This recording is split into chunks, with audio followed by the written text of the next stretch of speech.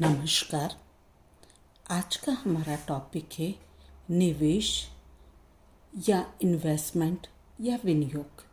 इसके बारे में अपन डिटेल चर्चा करेंगे। आपके सिलेबस में दिया हुआ है कि विनियोग क्या है, विनियोग का क्या महत्व है, विनियोग के क्या कैरेक्टरिस्टिक्स हैं और विनियोग की स्कीम्स कौन कौन सी हैं। तो आज हम इस चैप्टर को स्टार्ट करते हैं। सर्वप्रथम निवेश को अंग्रेजी में इन्वेस्टमेंट कहते हैं और अर्थशास्त्री इसे विनियोग कहते हैं। कोई व्यक्ति या संस्था अपने धन से धन कमाना चाहता है या रुपया को काम में लगाना चाहता है या रुपये से रुपया कमाना चाहता है, तो हम उसे क्या कहते हैं? इन्वेस्टमेंट, निवेश या विनियोग कहते हैं। या यूँ कह सकते हैं, आय के उद्देश्य से पूंजी को लगाने का कार्य कर रहे हैं तो वह इन्वेस्टमेंट है। वह पूंजी या धन जो लाभ कमाने की आशा से निवेश किया गया है तो वह कहलाता है इन्वेस्टमेंट। इसे हम ये भी कह सकते हैं संपत्ति और प्रतिभूतियों के मूल्य में वृद्धि। जो भी हमारी संपत्ति या प्रतिभूतियाँ हैं हमारे पास, उसके मूल्य में वृद्धि या संपत्ति और प्रतिभूतियों से लगातार लाभ कमाना ही क्या कहलाता है? निवेश कहलाता है। जब हम किसी वित्तीय संपत्ति की खरीद इस उद्देश्य से करते हैं कि भविष्य में हमें उससे लाभ मिले, तो हम उसे क्या कहते हैं? इन्वेस्टमेंट, निवेश कहते हैं। निवेश करना यानी कि अपने पैसे या अन्य जो भी अपने पास है उससे लाभ कमाना क्या कहलाता है? निवेश कहलाता है। अच्छा, अब हम निवेश को हम इस तरह से भी परिभाषित कर सकते हैं कि उन वस्तुओं को क्रय करना जिससे व्यक्ति को लाभ होता है तो हम कहते हैं उसको निवेश। या उत्पादक वस्तुओं के क्रय से लाभ हेतु उसमें हम धन लगाएं तो उसे भी क्या कहते हैं? इन्वेस्टमेंट कहते हैं। व्यापार में पूंजी लगाना, इसे भी हम इन्वेस्टमेंट कहते हैं। इससे व्यक्ति को पूंजी के साथ साथ ब्याज और लाभांश भी प्राप्त होता है। ये भी होता है निवेश करना यानी अपने पैसे को या अन्य महत्वपूर्ण संसाधनों को भविष्य में लाभ प्राप्त करने की इच्छा से आवंटित करना या लगाना। ठीक है, आया समझ में? कुल मिला के हमारे पास जो भी पूंजी है या जो भी पैसा है उससे लाभ कमाने के लिए किसी अन्य व्यवसाय में लगाना क्या कहलाता है? इन्वेस्टमेंट या क्या निवेश। देखो, व्यक्ति अपनी कुल आय में से कुछ न कुछ धनराशि हमेशा बचाता है और फिर वह घरेलू स्तर पर एक कोष बनाता है और इस कोष में रोज धन रखता जाता है। जब इस कोष में पर्याप्त धन हो जाता है तो वो उसे बैंक में, डाकखाने में, बीमा में या प्रतिष्ठित कंपनियों में निवेश करता है। उससे उसको ब्याज प्राप्त होता है। प्रतिष्ठित कंपनियों के शेयर या ऋण पत्र खरीदता है तो उसे लाभ प्राप्त होता है। इस प्रकार धन को लाभ हेतु उचित स्थानों पर लगाना ही इन्वेस्टमेंट कहलाता है। ठीक है, अब अपन ने इन्वेस्टमेंट को समझा और इसके लिए एक अर्थशास्त्री है जॉन किन्स, उन्होंने इसे डिफाइन किया और कहा कि इन्वेस्टमेंट सिर्फ एक वित्तीय न होकर एक असली निवेश है। केवल वित्तीय लाभ ही नहीं है, असली निवेश है। निवेश का मुख्य लक्ष्य होता है संपत्तियों और प्रतिभूतियों के मूल्य में वृद्धि करना या संपत्ति और प्रतिभूतियों से लगातार लाभ प्राप्त करना।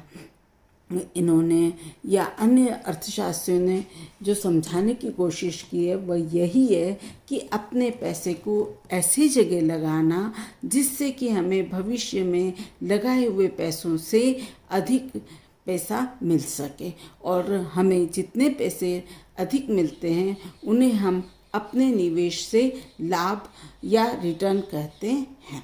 ठीक है, आया ये समझ में? इसके लिए हम एक उदाहरण ले लेते हैं कि अगर हमने किसी कंपनी के शेयर में 1,00,000 रुपए निवेश किए हैं और भविष्य में निवेश किए हुए पैसे का मूल्य बढ़कर 1,40,000 हो जाता है, तो हम क्या कहेंगे कि हमें 1,00,000 के निवेश पर 40,000 का लाभ प्राप्त हुआ, या हमें प्रतिशत में कहें तो 40% रिटर्न मिला। तो इस तरीके से क्या हुआ, 40% जो मूल्य हमें अधिक प्राप्त हुआ है वह कहलाया इन्वेस्टमेंट। अच्छा, इन्वेस्टमेंट को हम यूँ भी कह सकते हैं, लाभ हेतु जो धन लगाया जाता है उसे हम इन्वेस्टमेंट कहते हैं। अच्छा, इन्वेस्टमेंट किस तरीके से हम कर सकते हैं?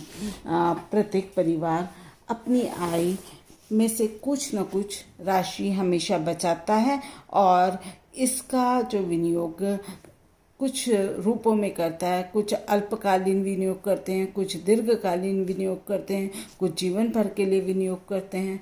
तो हम देखते हैं कि अल्पकालीन विनियोग क्या होता है, जब व्यक्ति अपने बचत को थोड़े समय के लिए उत्पादक कार्यों में लगाकर उससे धन प्राप्त करता है, और साथ ही वह यह भी चाहता है कि जब कभी भी वह चाहे या उसको आवश्यकता पड़े उस धनराशि को तुरंत प्राप्त कर ले। तो इस तरह के जो विनियोग होते हैं उसे हम अल्पकालीन विनियोग कहते हैं। इसमें आएगा उदाहरण जैसे डाक खाना है, बचत बैंक है, ये अल्पकालीन विनियोग के साधन हैं।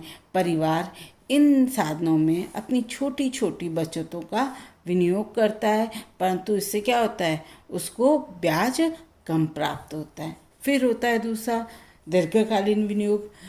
अगर व्यक्ति या परिवार लंबे समय के लिए अपने पैसे का विनियोग करता है, इसमें अल्पकालीन विनियोग की अपेक्षा अधिक लाभ प्राप्त होता है। इसमें ब्याज की दर भी अधिक मिलती है, परंतु लाभ निश्चित अवधि पूरी होने पर ही मिलता है।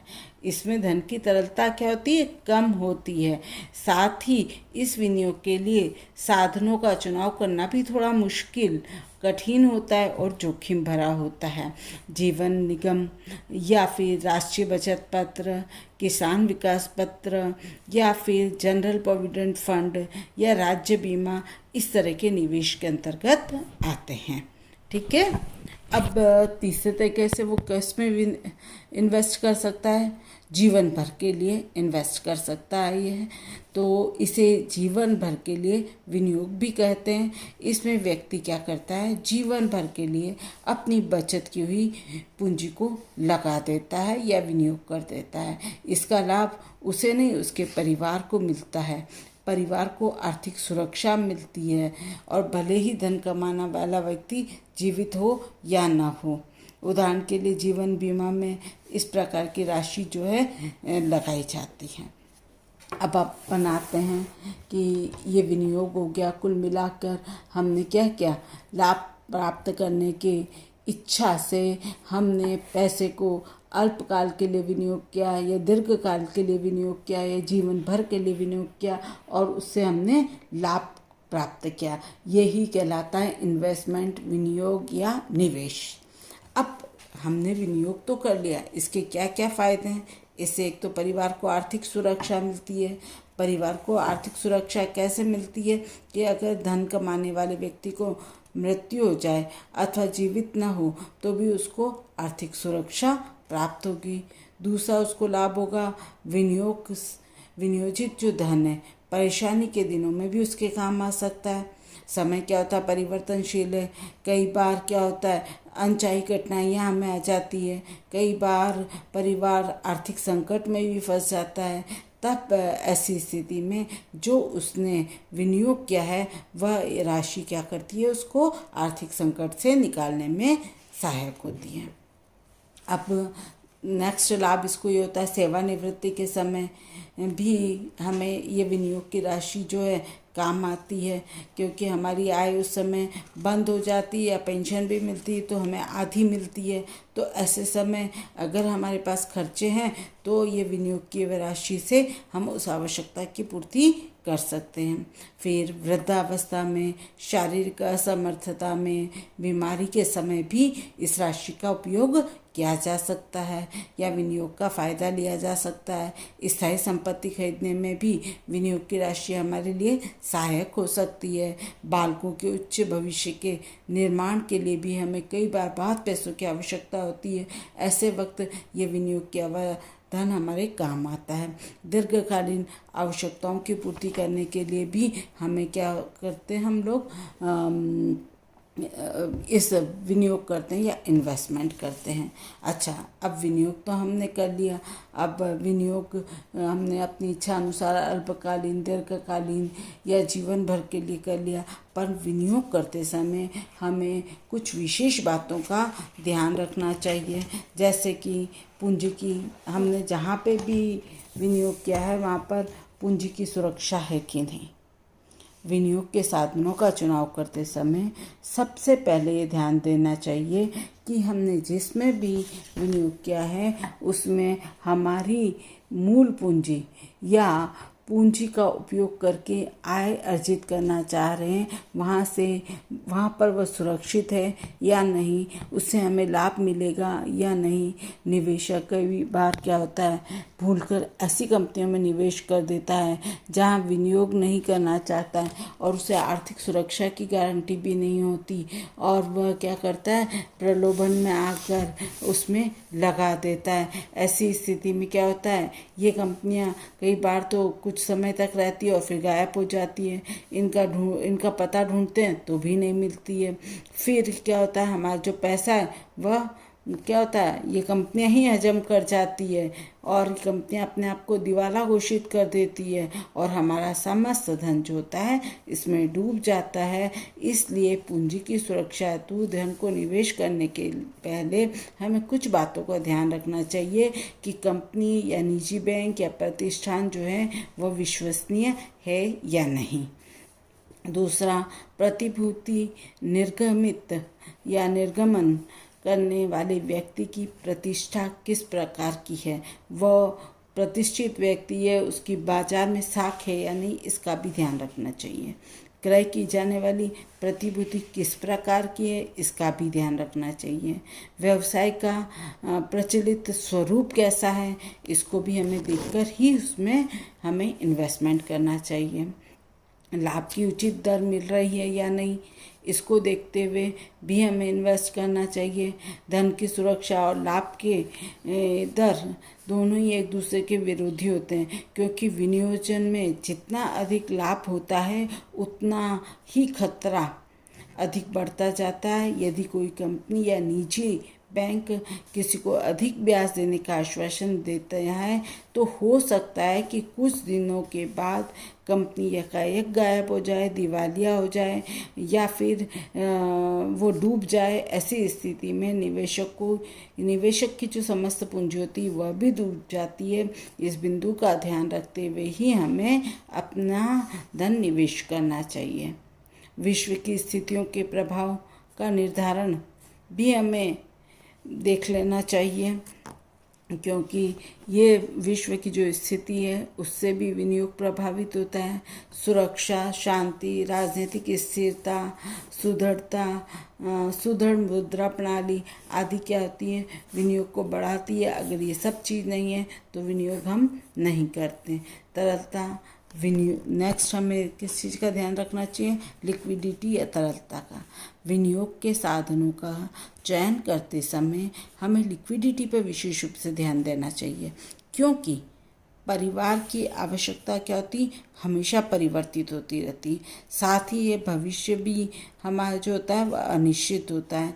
भविष्य में कब कोई सी तकलीफ़ आ जाए, कठिनाई आ जाए या आकस्मिक हमें धन की आवश्यकता पड़ जाए, तो ऐसी स्थिति में परिवार को अपने विनियोग को समाप्त करके धन को वापस प्राप्त करना होता है और परिवार स्वयं तब तक अपने विनियोग को समाप्त नहीं कर सकता जब तक कि बहुत अधिक जरूरत नहीं हो। तरलता से क्या तात्पर्य, एक मिनट में बताती हूँ। प्रतिभूतियों की विक्रय स्थिति या प्रतिभूतियों को बिना किसी त्याग मूल्य में नकद मूल्य में परिवर्तन करने की क्षमता क्या कहलाती, तरलता। हम यूँ भी कह सकते हैं, जब भी व्यक्ति या परिवार को धन की आवश्यकता हो, उनका विनियोग किया हुआ धन उन्हें तुरंत वापस मिल जाए, बिना किसी आर्थिक झंझट या बिना किसी कठिनाई के उसे प्राप्त हो जाए, तो उसमें कहते हैं हम तरलता। आमतौर पर विनियोग में जितनी अधिक तरलता होती है उसका मूल्य उतना ही अधिक रहता है। विनियोगकर्ता को कम ब्याज लाभ मिलता है, अतः विनियोग से प्राप्त आय और तरलता को संतुलित करके देखना चाहिए। मतलब जहाँ लिक्विडिटी होती है वहाँ ब्याज कम मिलता है, परंतु तरलता और विनियोग से जो प्राप्त आय है उसकी संतुलन को देखकर, सोच समझकर फिर धन का क्या करना चाहिए, निवेश या विनियोग करना चाहिए। कई बार ऐसी योजनाओं में एक निश्चित अवधि होने पर ही धन वापस लिया जा सकता है, तो ये देखकर सोच समझकर फिर ही हमें धन का विनियोग करना चाहिए।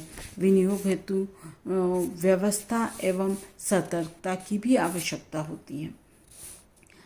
विनियोग के साधनों का चयन करते समय ये बात भी हमारे दिमाग में होनी चाहिए कि विनियोग करने से पूर्व उस विनियोग की जाने वाली संस्थाओं, कंपनियों आदि के बारे में समुचित ज्ञान अर्जित करना चाहिए। और समुचित ज्ञान के अभाव में कई बार निवेशक काफ़ी झंझट में पड़ जाते हैं, काफ़ी हानि भी सहन करनी पड़ती है।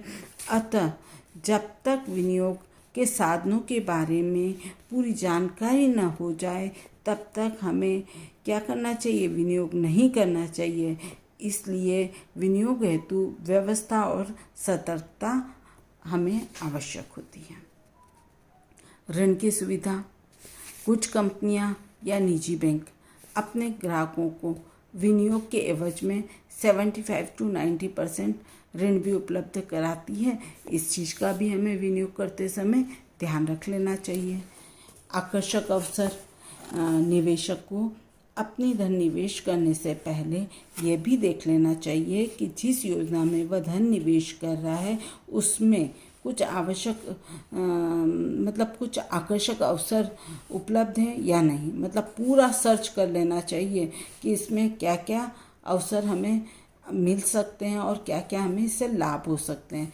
यदि ब्याज दर, लाभांश के साथ साथ कर मुक्ति का प्रोविज़न है, या कोई फ्री उपहार दिया जा रहा है, या सोने चांदी का सिक्का दिया जा रहा है, या फिर ब्याज दर या लाभांश के साथ कर को मुक्त कर दिया जा रहा है, तो ये सब चीज़ें देखकर फिर हमें निवेश करना चाहिए। कई बार बोनस भी दिया जाता है निवेशकों को, तो इन सब चीज़ों का हमें ध्यान रखना चाहिए। डाक खाना, बचत बैंक में सोने चांदी के सिक्के देने का प्रावधान है। कई बार कहते हैं कि 10,000 निवेश करो, 10 ग्राम चांदी का सिक्का ले लो, और 30,000 या 50-60 हज़ार रुपये निवेश करो, 2-4 ग्राम सोने का सिक्का ले लो। तो इस प्रकार की अल्प बचत योजना में समय समय पर फ्री उपहार मिलते हैं और इनमें सरकारी नियमों में परिवर्तन भी होते रहते हैं। तो इन सब चीज़ों का ध्यान रखते हुए फिर निवेश करना चाहिए। फिर संस्था की दूरी, मतलब हमने जहाँ भी निवेश किया है उस संस्था की दूरी कितना है, इसका भी हमें ध्यान रखना चाहिए। विनियोजित केंद्र निवेशक के घर के आसपास होना चाहिए, बल्कि जाते आते संपर्क करने से बहुत अधिक मुश्किलों और कठिनाइयों का भी उसे सामना नहीं करना पड़े। मतलब अगर पास के पास होगा वो चले जाएगा, अन्यथा उसको जाने आने में बहुत परेशानी हो सकती है। विशेषकर बड़े बड़े शहरों में, महानगरों में यदि विनियोजित संस्था अपने से काफ़ी दूर होती है तो जो विनियोजक है या निवेशक है वहाँ तक पहुँचने में काफ़ी धन और समय बर्बाद हो जाता है। तो इन सब बातों का ध्यान रखते हुए ही हमें विनियोग क्या करना चाहिए। आया समझ में कि विनियोग क्या है। अब अपन आते हैं कि विनियोग की विशेषताएं। तो विनियोग की जब हम विशेषताएं देखते हैं तो हम देखते हैं कि विनियोग से हमें क्या क्या लाभ हो सकते हैं या विनियोग जो करते हैं उससे क्या क्या विशेषताएं उसके अंतर्गत पाई जाती हैं। इसके संबंध में अपन चर्चा कल करेंगे। आपको आया समझ में? धन्यवाद बेटा।